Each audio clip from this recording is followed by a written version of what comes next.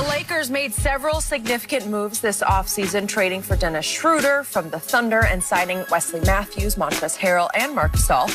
According to a Bleacher Report column, LeBron and the Lakers, quote, won free agency with these moves. So, Shannon, are you smiling yet? Did the Lakers clearly win free agency?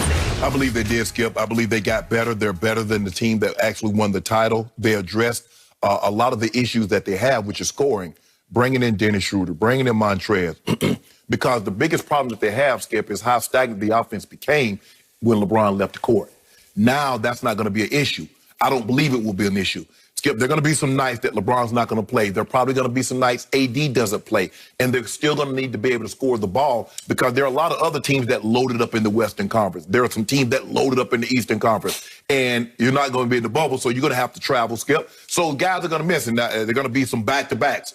And so the likelihood of LeBron playing all these back-to-backs, not very good. The likelihood of AD playing all these back-to-backs, not very good. They got a big body and Marc Gasol that can bang with Yoke and can bang with Nurkic.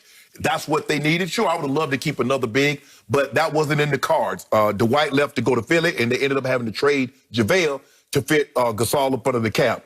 But I like the additions that they got, Skip. I believe they will be better. They will be better off the bench. Matthews, a 3-and-D guy that can shoot. And sure, I would have loved for the NBA season to be normal.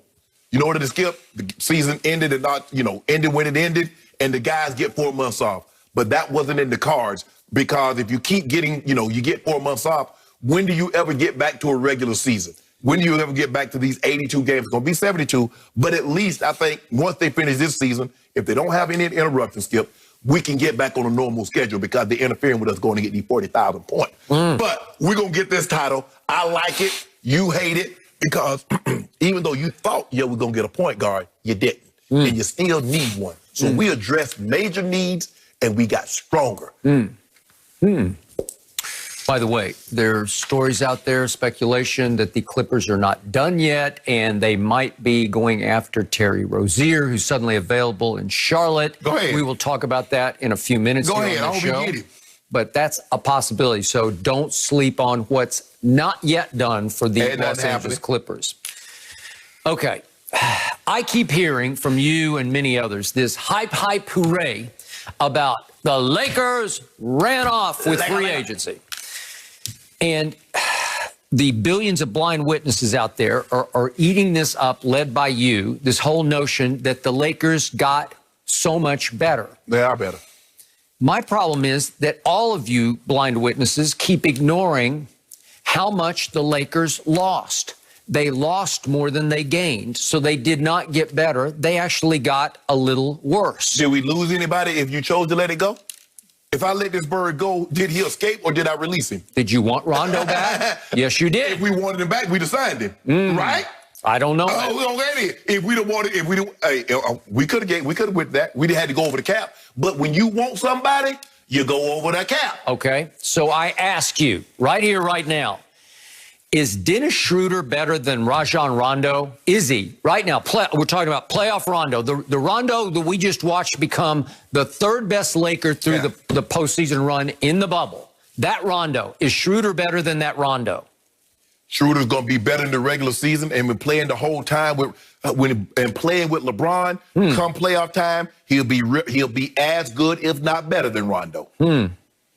So I'm looking at these numbers, and I'm looking at a Rondo who's now played 121 playoff games in his career. Yes. When playoffs come, he switches gears. He goes into a much higher gear, as we've seen again and again and again, because he has led the playoffs in assists 4 times in his career. Dennis Schroeder in the playoffs averages 4 assists a game. 4 times you led the whole playoffs in assists versus 4 assists.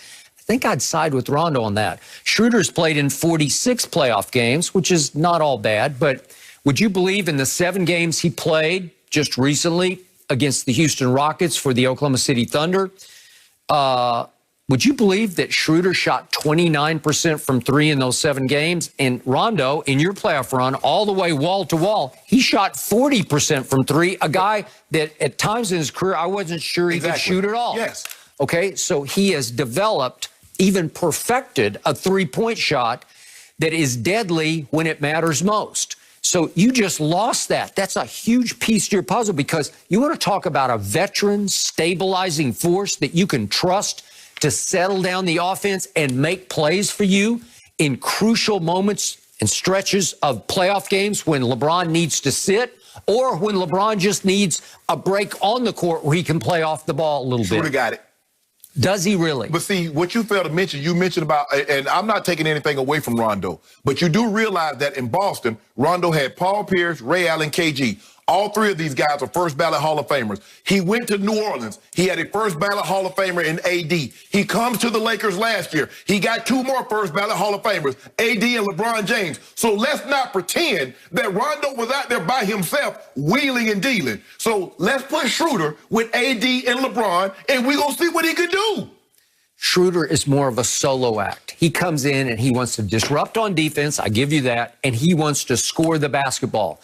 He wants to be this era's Vinny Microwave Johnson, coming off the bench for the Detroit Pistons and just lighting you up for stretches, right? We might need that. Okay, well, you might, but I don't think it's exactly what you're going to need when it's playoff time, because you're going to miss that force that is Rondo. He is a playoff force.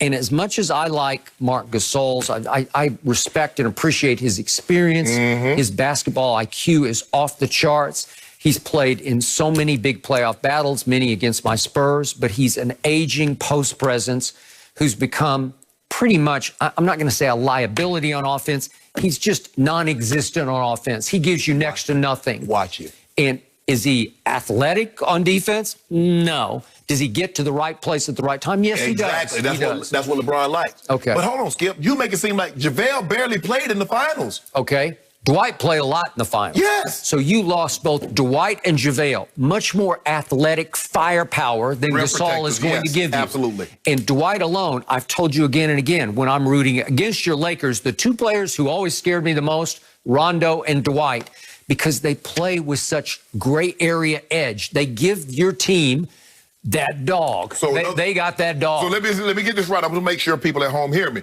When you play the Lakers, the people that scared Skip Bayless the most was Rajon Rondo and Dwight Howard. Not AD and LeBron, Rondo and Dwight Howard. Yep. Wow. Because they will do things that LeBron and AD are not capable of doing. Yep. Physicality, edge. Skip, do you realize what LeBron is? He's 6'9", 260. And you say Rondo is more physical than him. Stop it. Hey, Dwight was just pushing people around through the whole playoff He did run. an unbelievable job on Jokic. Skip, I will concede that. We really needed him to bother Jokic, and he did an unbelievable job. But he was non-existent against Houston. He didn't play a whole lot and get game But they're six. small ball. You didn't need him against That's Houston. my point. We can go. Okay, well, you're not going to need Gasol if you play that kind of an offense. They got Jokic. And Portland still have Nurkic. So you still going to need a big body. He's a big body. He's not as good as the combination of JaVale and especially Dwight. Don't you worry. You know it and I know it. I can see in your eyes over there, you got fear in your eyes. Hey, let me ask you a question. Who got a combination as good as what we got in AD and Bron? Okay, I give you that, but that was always there. Trez? Did it get better? Thank you for bringing up Trez. The Clippers just rejected him. He's a Clippers cast-off.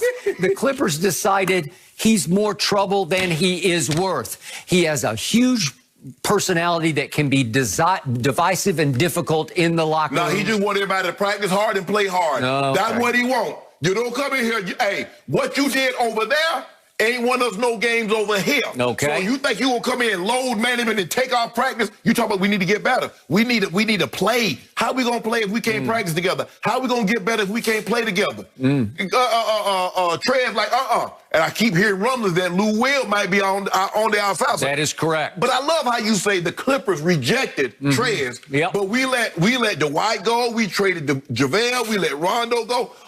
We traded Danny Green. Oh, they left you. They left you. Did we not reject them? Okay, that's fine. But the Clippers definitely cast off Montrezl Harrell. You got their cast off. And he's bringing to you an even bigger ego that became a problem for the Clippers because he just won Sixth Man of the Year. That's right. And he's going to say, I ain't afraid of no LeBron. No, that ain't what you do. Here, Brian, boys. We clutch. We clutch when we clutch. We'll see how long that lasts. You know what? You know, that's okay. Now, watch I'm the sixth man of the year. Work. Yeah. That's the thing. We'll see. You know what we do? This is what we do. I live in an apartment, and you didn't want her. Now I got her, and guess what? I'm going to walk by on